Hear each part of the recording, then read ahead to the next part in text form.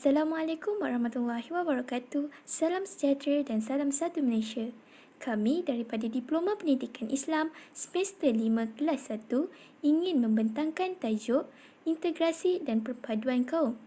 Dalam tajuk kami akan membahaskan beberapa perkara iaitu yang pertamanya dasar ekonomi baru, yang keduanya hubungan kaum dan masalah perpaduan dan yang terakhir sekali ialah pembasmian kemiskinan.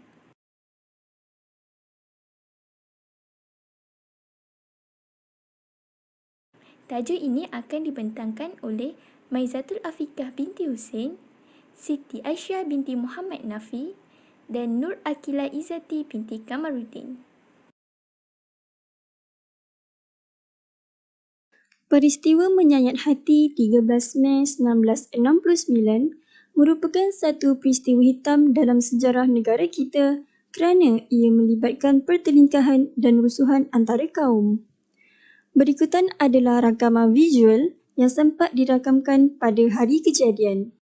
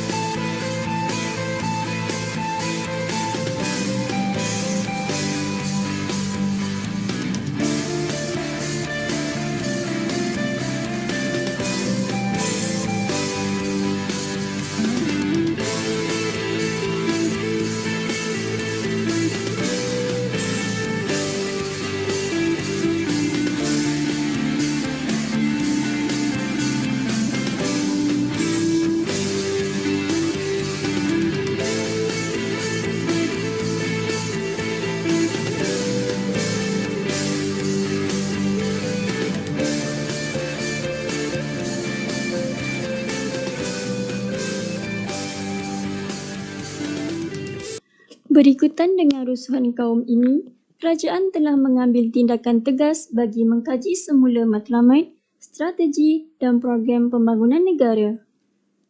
Selepas tahun 1970, program pembangunan negara adalah berasaskan rukun negara yang diisytiharkan pada 31 Ogos 1970. Peristiwa hitam tersebut menjadi salah satu sebab kerajaan membentuk dasar ekonomi baru.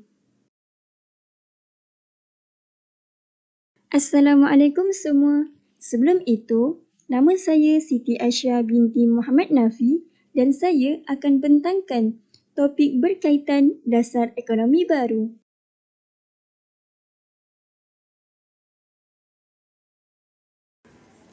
Dasar ekonomi baru atau nama lainnya adalah DEB telah dilaksanakan dalam tempoh 20 tahun bermula pada 1970 hingga 1990 oleh Perdana Menteri Tun Abdul Razak sebagai Rancangan Pembangunan Ekonomi dan Perpaduan Negara.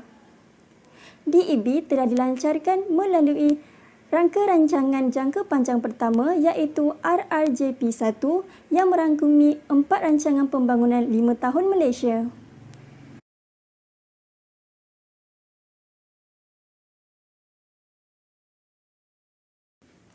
Tujuan dasar ekonomi baru adalah untuk memulihkan ketidakseimbangan sosioekonomi yang wujud antara kaum, antara wilayah dan antara kawasan dalam wilayah yang sama.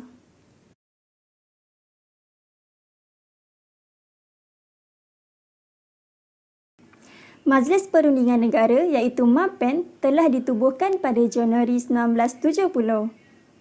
MAPEN ini telah dianggotai oleh pelbagai lapisan masyarakat. MAPEN ditubuhkan untuk mengadakan garis panduan bagi kerjasama antara kaum dan integrasi nasional untuk memupuk identiti kebangsaan dalam kalangan rakyat. Hasilnya, terbentuklah satu dasar ekonomi negara yang dikenali sebagai Dasar Ekonomi Baru ataupun DEB. Oleh itu, beberapa pakar ekonomi dari dalam dan luar negara telah diamanahkan untuk merancang dan merangka dasar berkenaan. Antara pakar yang terlibat termasuklah Dr. Rais Saniman daripada Malaysia, Dr. Jas Van Len daripada Norway dan Dr. Jack R. Parkinson daripada Britain.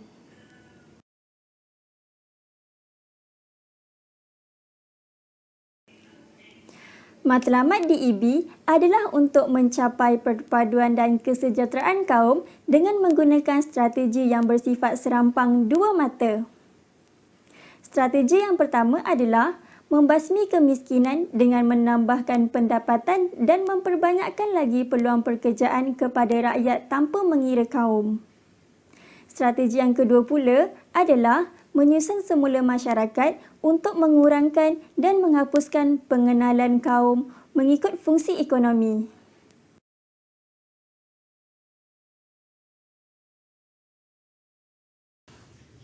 Terdapat beberapa isu yang berkaitan dengan rancangan membasmi kemiskinan dan penyusunan semula masyarakat semasa Dasar Ekonomi Baru DEB dilancarkan. Antara isu sosioekonomi tersebut adalah yang pertama, jurang sosioekonomi antara Bumi Putra dengan bukan Bumi Putra. Yang kedua, jurang sosioekonomi antara Pantai Timur dengan Pantai Barat. Yang ketiga, jurang sosioekonomi antara masyarakat desa dengan bandar. Dan yang keempat, jurang sosioekonomi antara negeri.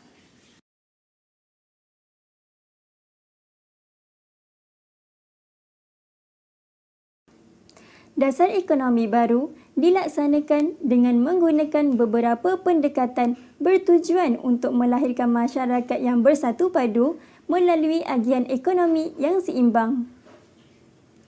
Terdapat beberapa langkah pelaksanaan Dasar Ekonomi Baru, antaranya adalah: yang pertama, meningkatkan taraf hidup rakyat.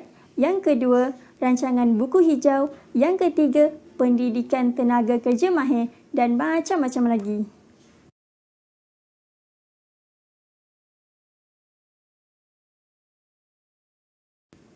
Baiklah, di sini saya akan berikan serba sedikit penjelasan mengenai 3 langkah pelaksanaan Dasar Ekonomi Baru yang saya sebutkan tadi. Langkah pelaksanaan yang pertama adalah meningkatkan taraf hidup rakyat. Rancangan meningkatkan taraf hidup ini melibatkan penduduk yang berada di luar bandar dan penduduk yang berada di bandar.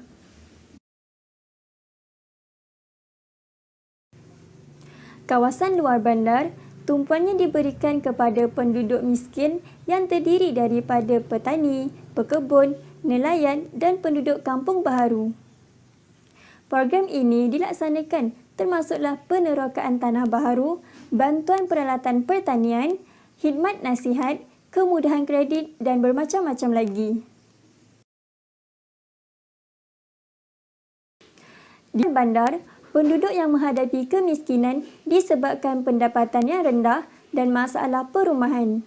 Oleh itu, kerajaan memajukan perindustrian dan perniagaan agar dapat memberi banyak peluang pekerjaan serta meningkatkan pendapatan penduduk. Mereka juga disediakan kemudahan asas seperti jalan raya, bekalan air dan elektrik dan juga program rumah murah.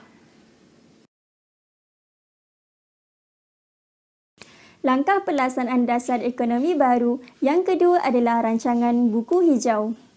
Rancangan buku hijau peringkat kebangsaan telah dilancarkan oleh Tun Abdul Razak pada 20 Disember 1974. Matlamat rancangan ini adalah untuk menambahkan pendapatan rakyat dan pengeluaran bahan makanan supaya cukup untuk keperluan negara. Oleh itu, rancangan ini memberikan tumpuan kepada penggunaan tanah yang sepenuhnya untuk pertanakan dan juga penanaman.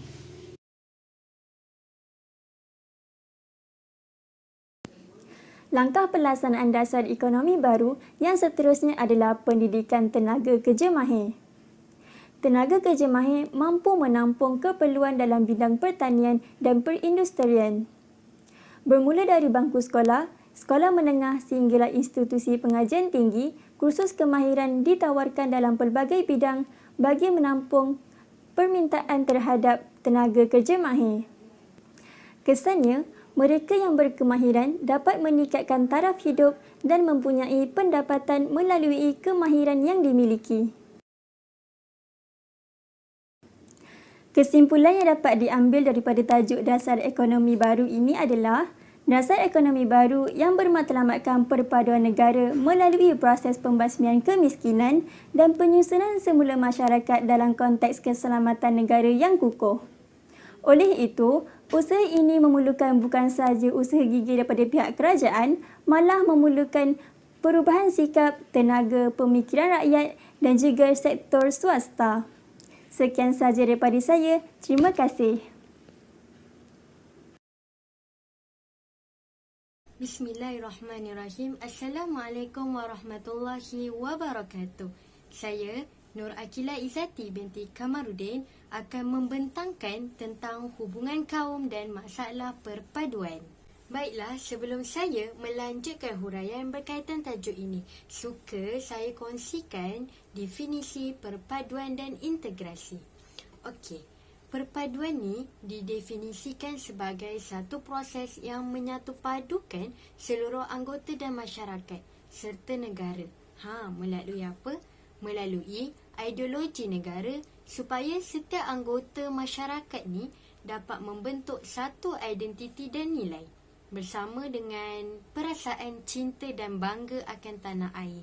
Di mana untuk pengetahuan semua, proses perpaduan ini merujuk kepada penyatuan masyarakat dalam semua aspek kehidupan seperti fizikal, ekonomi, politik dan sosial.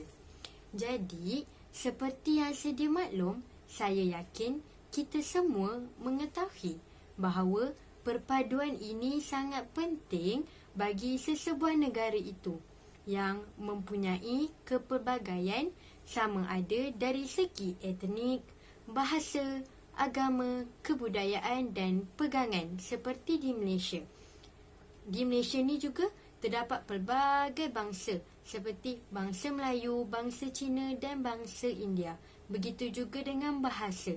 Banyak bahasa yang digunakan di Malaysia seperti bahasa Melayu, bahasa Tamil dan bahasa Cina. Tambahan daripada saya, perpaduan ini juga boleh dikatakan sebagai suatu hubungan erat atau bersifat toleransi yang diwujudkan secara sengaja dalam kalangan kaum dan etnik yang berbeza untuk mencapai matlamat bersama secara jujur dan ikhlas. Dalam kata lain, perpaduan ini adalah proses menyatupadukan seluruh masyarakat untuk membentuk satu identiti dan nilai bersama serta perasaan cinta dan banggakan negara. Baiklah, seterusnya kita pergi kepada definisi integrasi. Okey, integrasi ini ialah merupakan satu proses bagi mewujudkan satu identiti nasional di kalangan kumpulan-kumpulan yang terpisah dari segi kebudayaan, sosial, ekonomi dan pertempatan dalam sesebuah unit politik itu, di mana Dengan melalui pembentukan identiti nasional ini, hubungan antara kaum akan lebih erat dan dapat mewujudkan perasaan untuk hidup bersama. Jadi, dengan mengamalkan sifat ini, masyarakat akan mempunyai perasaan tanggungjawab untuk membangunkan negara secara bersama-sama tanpa perbalahan. Oleh itu, secara keseluruhannya, proses integrasi ini dapat dikatakan sebagai satu proses yang membentuk sebuah masyarakat yang hidup aman damai secara bersama, berasa kepentingan antara satu sama lain, boleh bekerjasama dalam pelbagai lapangan, bersedia untuk berkongsi hidup dan sentiasa berusaha untuk mencapai kecemerlangan bersama. Tetapi, apa yang saya ingin bentangkan adalah sebaliknya, iaitu disebabkan perbezaan persefahaman antara kaum telah membawa kepada masalah perpaduan dan integrasi antara kaum. Mesti semua tertanya-tanya kan, macam mana sebegini boleh terjadi? Baiklah, saya akan kongsikannya di mana antara faktor yang menyebabkan lahirnya masalah perpaduan dan integrasi kaum di Malaysia ini adalah yang pertama, iaitu dasar pecah dan perintah British. Yang kedua ialah pendudukan Jepun. Yang ketiga ialah prasangka. Yang keempat ialah perkauman. Yang kelima ialah pendidikan. Yang keenam ialah perbezaan agama dan kebudayaan. Yang ketujuh ialah pemisahan fizikal. Yang ke-8 ialah perbezaan sosioekonomi dan yang terakhir ialah politik perkauman. Baiklah, berdasarkan faktor-faktor yang saya kongsikan sebentar tadi, mari kita mengupasnya dengan lebih mendalam. Okey, kita pergi kepada faktor yang pertama, iaitu dasar pecah dan perintah British. Seperti yang kita semua tahu, British ni mula menjajah tanah Melayu pada tahun 1786 melalui perjanjian antara Sir Francis Light dengan Sultan Kedah. Selepas itu, British terus meluaskan kuasa serta pengaruhnya di Kepulauan Melayu dan mereka juga menerokai serta mengeksploitasi hasil bumi di tanah Melayu. Okey, apabila British ni membawa masuk kaum Cina dan India ke tanah Melayu, mereka ni telah melaksanakan dasar pecah dan perintah ataupun orang putih cakap divide and rule. Jadi, melalui pelaksanaan dasar ini, pihak British telah memecahkan penduduk tanah Melayu kepada beberapa bahagian. Untuk tujuan memudahkan usaha mereka memerintah, menumpukan perhatian kepada pengeksploitasian hasil bumi serta tujuan mereka adalah supaya penduduk tanah Melayu ni tidak bersatu dan bangkit menentang mereka. Sebenarnya dasar ini memberi makna kelemahan penlibatan bumi putera, tetapi pada masa yang sama memberi pengkhususan kepada kaum imigran dan memastikan pengasingan setiap kaum. Selain itu, kaum imigran juga dibiarkan untuk mengekalkan identiti dan budaya masing-masing.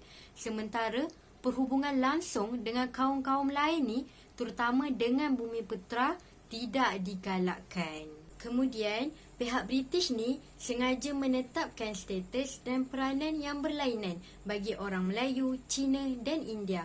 Buktinya, pihak British telah membuat pembahagian kawasan pertempatan mengikut dasar pecah dan perintah British, di mana penduduk Melayu telah dibiarkan di kawasan pedalaman untuk mengerjakan sektor pertanian tradisional. Kemudian, kaum Cina pula ditempatkan di bandar dan lombong bagi menjalankan aktiviti perniagaan dan perlombongan. Manakala bagi kaum India pula ditempatkan di estet untuk mengerjakan ladang-ladang British.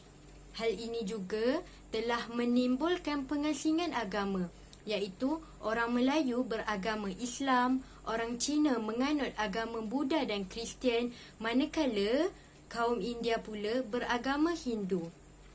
Kebanyakannya penduduk bumi putera Sabah dan Sarawak juga adalah beragama Kristian dan Islam. Oleh kerana pertempatan dan kawasan tumpuan mereka adalah berbeza, maka tidak wujudlah interaksi antara tiga kaum utama ini. Melalui dasar ini, British telah melahirkan perasaan prasangka dan memperkukuh kepribadian setiap kumpulan etnik yang terus menjarakkan jurang perpaduan antara kaum. Sebenarnya, sebab dasar pecah dan perintah ni dilaksanakan di tanah Melayu berkemungkinan kerana yang pertama ialah pihak British ni sengaja nak memisahkan kaum-kaum bagi mengelakkan dan menyekat sebarang usaha penyatuan yang membawa risiko penentangan terhadap penjajahan. Yang kedua, pihak British perlu mengekalkan penduduk peribumi di kampung-kampung serta mengekalkan aktiviti pertanian orang Melayu bagi memastikan bekalan makanan penduduk tanah Melayu tidak terjejas. Tindakan membawa masuk pekerja asing adalah bagi mengelakkan penduduk peribumi ni meninggalkan aktiviti pertanian. Jadi, saya ingin kongsikan antara cara untuk mengurangkan kesan dasar pecah dan perintah ini ialah dengan mewujudkan peluang pekerjaan untuk semua golongan terutama yang menganggur. Yang kedua ialah mengurangkan jurang perbezaan pendapatan antara semua kaum dan antara kawasan, tidak kiralah bandar ataupun luar bandar. Yang ketiga, memperbaiki taraf dan kualiti hidup rakyat melalui pelajaran, latihan, kesihatan, kemudahan, infrastruktur dan lain-lain. Baiklah, kita pergi kepada faktor yang seterusnya, iaitu pendudukan Jepun. Akibat daripada pendudukan Jepun, orang Cina telah mengalami tekanan yang hebat. Hal ini kerana pentadbiran tentera Jepun melaksanakan dasar anti-Cina yang masih dipengaruhi oleh sentimen peperangan dengan negara China yang bermula sejak tahun 1937 lagi. Dikatakan tentera Jepun ni sangat bersikap pilih kasih dalam hal ehwal pentadbiran mereka, di mana layanan tentera Jepun terhadap orang Melayu dan India agak baik tetapi tidak terhadap orang Cina. Dan kezaliman mereka menyebabkan orang Cina ni tidak diberi peluang untuk menyandang sebarang jawatan dalam pemerintahan Jepun ketika itu. Di mana ada di kalangan orang Melayu dilantik sebagai askar dan polis. Jadi, asbab daripada keistimewaan yang diberikan oleh Jepun terhadap orang Melayu ni telah menimbulkan rasa tidak puas hati di kalangan orang Cina. Tidak dinafikanlah sebab orang Cina tak dapat apa-apa keistimewaan berbanding orang Melayu. Lalu, orang Cina pun menubuhkan Malayan People's Anti-Japanese Army ataupun dikenali sebagai MPAJA untuk menentang Jepun. Lama-kelamaan, keadaan semakin buruk apabila anggota tentera Jepun yang menyerang MPAJA ni kebanyakannya terdiri daripada orang Melayu. Sebab seperti yang saya katakan tadi, orang Melayu ketika ini ramai dilantik sebagai askar dan polis. Sebab daripada inilah telah menimbulkan persengketaan antara orang Melayu dengan orang Cina. Baiklah, kita teruskan kepada faktor yang seterusnya, iaitu prasangka. Okey, prasangka ni merujuk kepada sikap terhadap kumpulan lain berasaskan generalisasi umum atau penjenisan atas bukti-bukti yang tidak konkret. Maksudnya ialah kebiasaannya sesuatu kumpulan etnik itu akan bersangka buruk terhadap kumpulan etnik yang lain. Sebab inilah boleh menyebabkan pergaduhan. Jadi, dari sini kita dapat lihat masalah prasangka buruk antara kaum ini bermula dari era penjajahan British lagi yang menjalankan pemerintahan dasar pecah dan perintah yang telah menjarakkan perpaduan antara kaum. Begitu juga ketika zaman era pendudukan Jepun yang telah mengamalkan sikap berat sebelah dengan semangat anti-Cina seperti yang saya katakan tadi, yang mana telah memberi peluang kepada kaum Melayu membabitkan diri dalam bidang perniagaan. Baiklah, kita pergi kepada faktor yang seterusnya, iaitu perkauman. Okey, perkauman ni pula merupakan sikap yang mementingkan kumpulan etnik sendiri, di mana fenomena ini jelas dalam pelbagai bidang seperti politik, ekonomi dan sosio-budaya, di mana satu-satu etnik mementingkan kaumnya sendiri. Justeru itu, sikap perkauman ini boleh mewujudkan hubungan yang tegang dan menjarakkan sosial antara individu, serta sikap perkauman ini boleh menghalang perpaduan rakyat sekaligus merencatkan kemajuan negara. Jadi, apabila kita bercakap tentang perkauman ini, ianya sangat berkait rapat dengan etnosentrism, iaitu ianya merujuk kepada kepercayaan bahawa unsur-unsur budaya sendiri adalah yang terbaik dari budaya etnik lain, dan sikap ini menghalang interaksi dan pergaulan yang luas antara kaum dan etnik. Okey, kemudian kita pergi pada faktor yang seterusnya, iaitu dari segi pendidikan. Kerajaan British mengamalkan dasar dengan membiarkan tiap-tiap sistem persekolahan itu berkembang mengikut haluan masing-masing. Pada ketika ini, sistem pendidikan amat berbeza mengikut suku kaum, di mana setiap kumpulan etnik mempunyai pendidikan dan sukatan pelajaran masing-masing yang tersendiri. Di mana pendidikan Cina untuk orang Cina selaras dengan tradisi mengutamakan pelajaran dan mengekalkan kebudayaan serta identiti bangsa. Masyarakat Cina ni bergiat menubuhkan sekolah Cina sejak awal ke-19. Kebanyakan sekolah Cina dibina di kawasan perlombongan yang kemudiannya menjadi bandar. Kurikulumnya berorientasikan negara Cina dan buku-buku teks serta guru-guru juga dibawa masuk dari negara Cina. Pada tahun 1920-an, pengaruh kuat sekolah Cina telah menyedarkan kerajaan Inggeris tentang bahaya pertumbuhan sekolah Cina tanpa kawalan. Oleh itu, pentadbiran Inggeris mula memperkenalkan satu undang-undang pada tahun 1920, iaitu dengan mewujudkan enakmen pendaftaran sekolah dengan tujuan untuk mengelakkan sekolah ini daripada terasing serta mengawal aktiviti sekolah ini.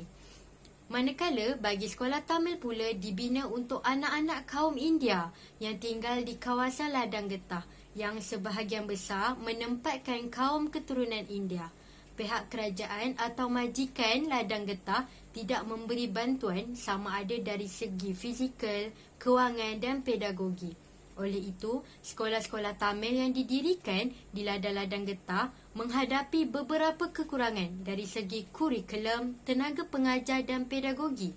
Sekolah ini tidak berkepentingan dan bersifat kuldesak, iaitu sebahagian besar pelajarnya akan kekal di ladang getah dan menjadi buruh kasar.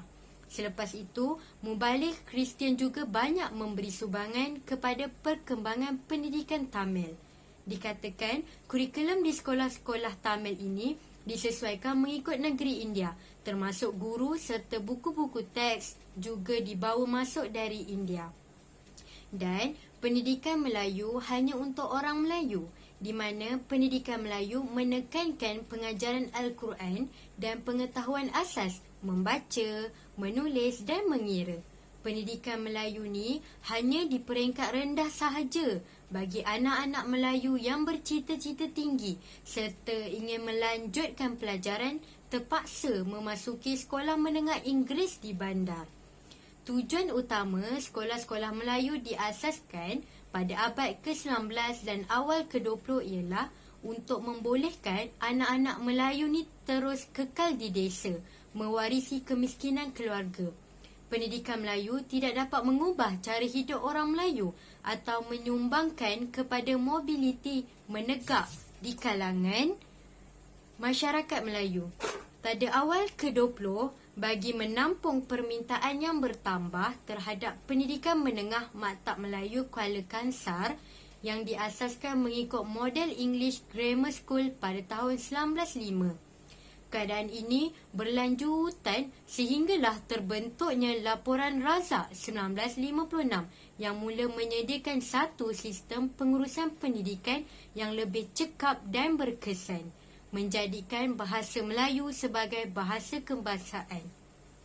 Sebenarnya, matlamat utama sistem pendidikan British ni ialah semata-mata untuk memberikan pendidikan kepada golongan rakyat tertentu bagi membolehkan sebahagian daripada mereka memenuhi keperluan tenaga kerja dan menjana ekonomi. Pengasingan sistem pendidikan juga jelas menunjukkan bahawa dasar pecah dan perintah adalah strategi British untuk mengeksploitasikan kekayaan tanah Melayu. Okey, seterusnya kita pergi kepada asimilasi.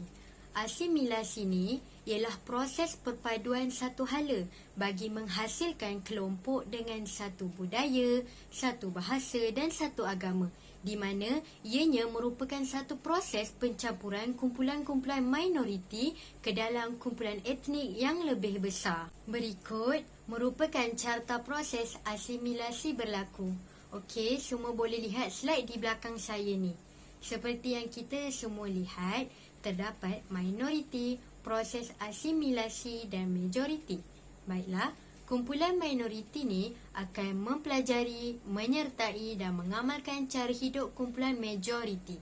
Kemudian, hasil daripada percampuran tersebut, kumpulan minoriti akan kehilangan pegangan asal, agama, budaya dan bahasa mereka. Mereka ni akan mengamalkan kepercayaan, budaya, bahasa dan agama kumpulan majoriti. Dan pada akhir proses asimilasi akan wujudnya satu kelompok yang sama dan seragam. Asimilasi yang berlaku di tanah Melayu ialah kedatangan orang Cina dan India ke tanah Melayu untuk memenuhi peluang-peluang pekerjaan seperti yang saya ada katakan, iaitu perlombongan, perladangan dan perniagaan yang disediakan oleh pihak penjajah British dengan kewujudan peluang pekerjaan yang banyak, kekalutan ekonomi dunia serta galakan daripada British menjadi faktor penggerak kedatangan orang-orang Cina dan India ke tanah Melayu. Jadi, kesan daripada inilah berlakunya interaksi yang baik di antara orang-orang Cina dan India yang datang dengan orang-orang Melayu. Telah berlakunya akomodasi cara hidup yang harmoni. Untuk pengetahuan semua, akomodasi ini ialah proses penyuaian yang melibatkan golongan etnik berlainan budaya hidup dengan aman dan harmoni dengan perasaan saling menghormati budaya etnik lain. Untuk pengetahuan semua juga, British mula bertapak kukuh menerusi satu campur tangan secara tidak langsung pada tahun 1786 apabila Pulau Pinang diperolehi dari Kedah. Bagi memastikan penaklukan mereka berjalan lebih tersusun dan sistematik, penasihat British kemudiannya turut ditempatkan di negeri Melayu tidak bersekutu. Lantaran itu, Perjanjian Pangkor pada tahun 1874 merupakan titik permulaan penguasaan British di tanah Melayu. Tambahan daripada saya, antara 4 kejayaan asimilasi ialah yang pertama, kesanggupan etnik minoriti menghilangkan identiti mereka dan menerima identiti etnik lain. Yang kedua, kesanggupan etnik majoriti menerima etnik lain. Yang ketiga, kelompok minoriti adalah kecil. Dan yang keempat, terdapat banyak persamaan budaya antara etnik. Antara 4 kegagalan asimilasi ialah kurang pengetahuan kebudayaan sehingga menimbulkan perasaan takut terhadap budaya lain. Yang kedua, timbul perasaan bahawa budaya sesuatu etnik lebih tinggi dari etnik lain. Yang ketiga, wujud perbezaan antara etnik yang terlibat. Dan yang keempat, penguasaan dalam sesuatu bidang khususnya oleh etnik minoriti. Okey, seterusnya saya akan bentangkan tentang amalgamasi. Amalgamasi ni merupakan proses percantuman menyeluruh dalam aspek kehidupan dan merupakan dimensi yang paling tinggi dalam proses integrasi, di mana proses ini akan berlaku apabila kepelbagaian kumpulan etnik bercampur membentuk satu budaya baharu.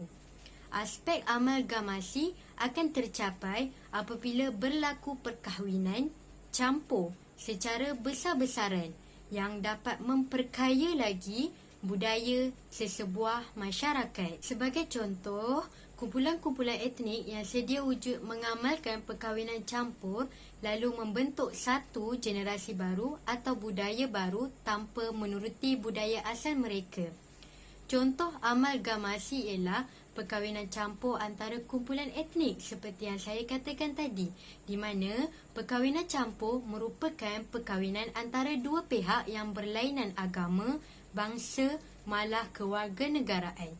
Ia merupakan perkahwinan yang melibatkan penyatuan antara dua insan dari golongan berbeza sama ada agama atau bangsa yang juga dipanggil epistemological. Perkahwinan campur telah lama dipraktikkan dalam sejarah, terutamanya untuk mengeratkan hubungan antara negara. Contohnya, perkahwinan Puteri Hang Lipo dengan Sultan Mansur Shah. Oleh itu, perkataan kahwin campur adalah tidak asing bagi rakyat Malaysia. Masyarakat majmuk di Malaysia adalah kesan daripada perkahwinan campur di Malaysia sejak dulu hingga kini.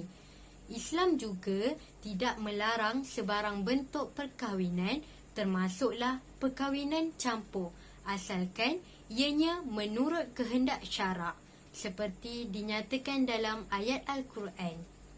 Antara kesan positif perkahwinan campur ialah secara individu, pasangan dan ahli keluarga yang terlibat dapat mengetahui dan mempelajari bangsa dan budaya lain. Selain itu, kadar maksiat seperti bersekedudukan juga dapat dikurangkan. Manakala dari aspek masyarakat pula, kahwin campur dapat menyebarkan dakwah keagamaan, misalnya agama Islam. Hal ini kerana apabila seseorang yang bukan Muslim ingin berkahwin dengan seorang Muslim, beliau mesti menukar agamanya kepada agama Islam. Dengan itu, ajaran Islam yang murni dapat diajarkan kepada bukan Muslim tersebut dengan harapan beliau akan mendapat hidayah daripada Allah Subhanahu Wa Taala. Secara tidak langsung, anak-anak yang lahir dari hasil perkahwinan itu juga beragama Islam. Tambahan lagi, generasi yang lahir dari perkahwinan campur juga tidak bersikap perkauman dan berfikiran terbuka terhadap budaya lain. Disebabkan terdapatnya variasi dalam keluarga, baka yang dihasilkan akan lebih berkualiti dari segi fizikal dan mental. Manakala dari aspek negara pula, kahwin campur dapat memupuk sikap perpaduan dan keharmonian di antara kaum-kaum di negara ini.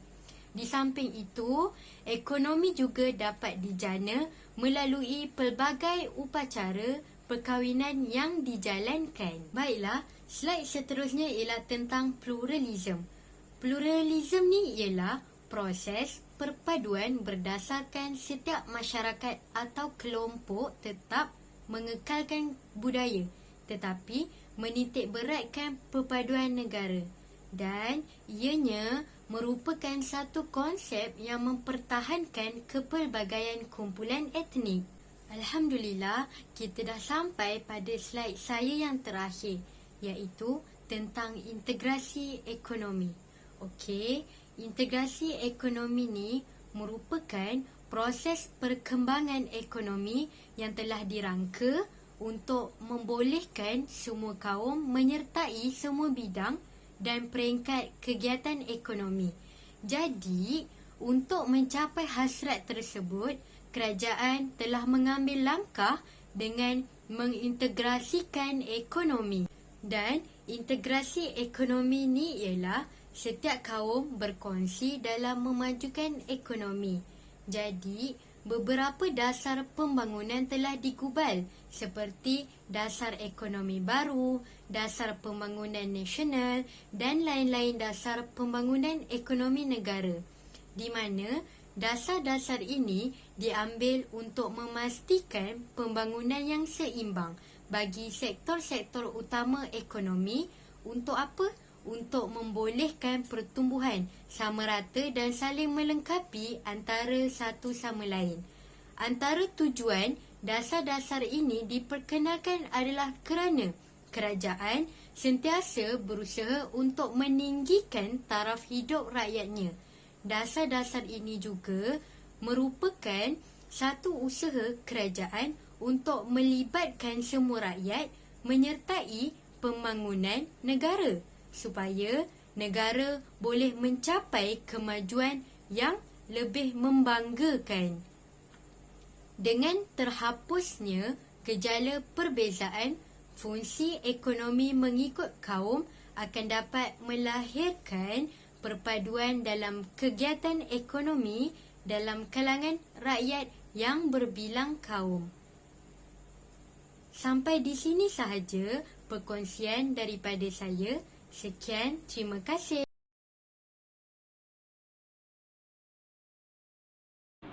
Hai, Assalamualaikum. Sebelum tu, saya Maizatul Afika binti Husin. Saya akan teruskan dengan tajuk Membasmi Kemiskinan. Selamat mendengar dan menonton. Baiklah, dalam tajuk ini saya akan pergikan daripada 3 sudut. Yang pertama, saya akan terangkan dulu pengenalan. Seterusnya, saya akan pergi kepada kemiskinan di luar bandar. Dan akhir sekali, saya akan pergi kepada kemiskinan di bandar. Dasar ekonomi baharu iaitu DEB pada umumnya kita tahu ia merupakan sebuah dasar yang dilaksanakan dengan 2 strategi, iaitu yang pertama, membasmi kemiskinan dan menyusun semula masyarakat. Dari segi definisi, sebenarnya tak ada pun definisi yang tepat untuk kita menggambarkan kemiskinan ni. Sebab apa? Kemiskinan ni berbeza berdasarkan tahap pembangunan ekonomi dan struktur sosial yang dialami oleh seseorang itu.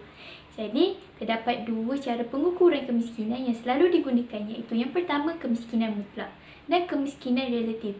Kemiskinan mutlak ni bermaksud pendapatan tidak mencukupi untuk menyara hidup, manakala kemiskinan relatif ialah ketidakseimbangan pendapatan antara penduduk. Dari apa yang saya terangkan tadi, kita dapat lihat bahawa tahap kemiskinan di negara kita adalah berbeza dengan negara luar. Walaupun sebuah negara itu maju, tapi kadar kemiskinan negara tersebut mesti ada walaupun tak ramai. Okey, baiklah. Cuba ingat balik dalam rangka panjang Malaysia memberi penekanan terhadap pengurangan kadar kemiskinan. Program pembangunan ekonomi telah dirancang untuk memastikan seluruh rakyat mempunyai keperluan asas iaitu makanan, pakaian dan tempat tinggal. Malah keperluan lain seperti kesihatan, pendidikan dan hak-hak manusia. Secara ringkasnya, strategi pembangunan selepas merdeka adalah untuk mencapai pembangunan yang seimbang dalam sektor ekonomi, perpaduan kaum dan keseimbangan politik. Disebabkan itu, matlamat utama DEB adalah untuk membasmi kemiskinan tanpa mengira kaum sama ada Melayu, Cina maupun India. Pencetusan dasar ini disebabkan oleh ketegangan antara golongan yang berharta dengan golongan yang tidak berharta. Masalah kemiskinan yang melanda pada waktu itu bukan sahaja tertumpu pada kawasan bandar, tetapi kawasan luar bandar juga turut terpias sama. Jom kita tengok kotak peratus kadar kemiskinan pada tahun 1970 hingga tahun 1990. Sebelum DEB mula diperkenalkan pada tahun 1970, peratus kadar kemiskinan di Semenanjung Malaysia adalah sebanyak 49.3%. Ini menunjukkan bahawa pada ketika itu, hampir separuh penduduk Semenanjung Malaysia merupakan golongan miskin. Manakala, kemiskinan untuk golongan ini adalah sebanyak 39%. Sebelum tamat DEB pada tahun 1990, kadar kemiskinan menurun untuk semua kaum kepada 15%, manakala kaum India sebanyak 8%. Sebelum kita masuk kepada kemiskinan di luar bandar dan di bandar, saya akan ceritakan sedikit apakah faktor-faktor masalah kemiskinan pada ketika itu. Antaranya yang pertama ialah bencana alam yang menyebabkan penyakit. Seterusnya ialah saiz isi rumah yang terlalu besar di mana jumlah isi rumah yang ramai dengan kadar pendapatan yang diperoleh sangat rendah. Yang ketiga ialah kejatuhan harga barang ekspor akibat daripada kemelesetan ekonomi dunia. Dan akhir sekali ialah corak pertanian tradisional, faktor-faktor sosial dan budaya. Jadi, apabila kita telah mengetahui faktor kemiskinan ini berlaku, mesti ada jalan penyelesaiannya kan? Terdapat beberapa jalan penyelesaian. Yang pertama sekali ialah mewujudkan peluang pekerjaan. Dengan adanya peluang pekerjaan, kita dapat membantu menstabilkan dan membantu ekonomi negara. Yang kedua, mewujudkan suasana bekerja yang pelbagai kaum. Hal ini kerana secara tidak langsung kita dapat seimbangkan peluang pekerjaan untuk semua kaum. Yang ketiga, memodernkan kehidupan di luar bandar. Contohnya, apabila masyarakat di bandar mempunyai jaringan internet, maka penduduk di luar bandar juga perlu mempunyai pengetahuan dengan internet juga. Dan akhir sekali, menambahkan daya pengeluaran dan pendapatan. Baiklah, sekarang kita akan masukkan kepada kemiskinan di luar bandar. Apakah punca-punca dan macam mana cerita kemiskinan di luar bandar?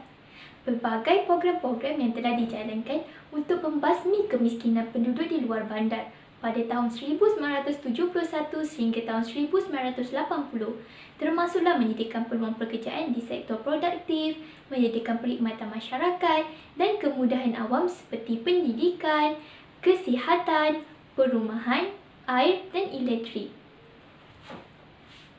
Jadi, pada tahun 1970, lebih kurang 49.3% penduduk yang berpendapatan di bawah RM200 dan dari 86% daripada jumlah itu merupakan penduduk di luar bandar. Kemiskinan di luar bandar terdiri daripada mereka yang bekerja sebagai pekebun kecil, penanam padi, pekerja estet, nelayan dan juga peternak. Boleh dikatakan daripada golongan tadi kebanyakannya terdiri daripada masyarakat Melayu dan India, terutamanya bagi pekerjaan sebagai pekebun kecil getah dan pekerja ladang. Apabila DEB mula diperkenalkan, kadar kemiskinan pekebun getah semakin menurun. Kita lihat graf di sebelah. Daripada 64.7% pada tahun 1970 kepada 40% pada tahun 1987. Manakala kemiskinan bagi sektor penanaman padi juga berkurang daripada 88.1% pada tahun 1970 menurun kepada 50.2% pada tahun 1987. Begitu juga dengan bidang yang lain turut menunjukkan pengurangan. Masa ini banyak kemudahan-kemudahan yang disediakan oleh pihak kerajaan, macam subsidi baja, subsidi pelajaran, buku teks percuma dan banyak lagi. Jadinya dalam masa 20 tahun tu memang banyak peratus kemiskinan dapat dikurangkan. Baiklah, tiba masanya sekarang di kemiskinan di bandar. Saya telah pecahkan kepada 5 poin. Kita dapat lihat pada poin pertama berwarna biru, golongan yang terjejas di bandar juga berbeza dengan golongan yang terjejas di luar bandar.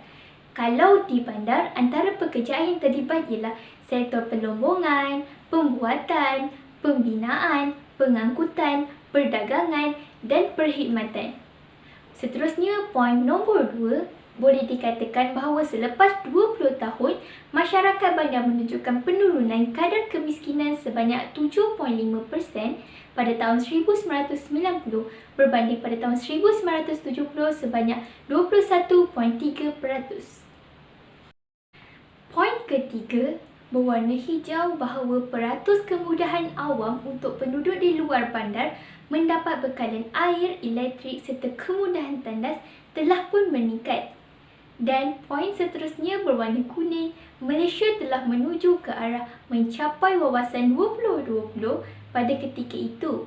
Dalam pada yang sama, menjadi negara perindustrian menjelang tahun 2020. Inilah yang menyebabkan banyak peluang pekerjaan, sama ada untuk pekerja yang mahir ataupun pekerja yang kurang mahir. Dan akhir sekali, perkembangan pendidikan negara juga telah menyebabkan ramai belia yang berhijrah untuk mendapatkan pendidikan secara profesional. Inilah yang menyebabkan kadar peratus masyarakat yang buta huruf dapat dikurangkan. Secara kasarnya, kita dapat lihat bahawa mutu kehidupan masyarakat di bandar semakin baik selepas pengenalan DEB, Dasar Ekonomi Baru. Itu sahaja daripada saya.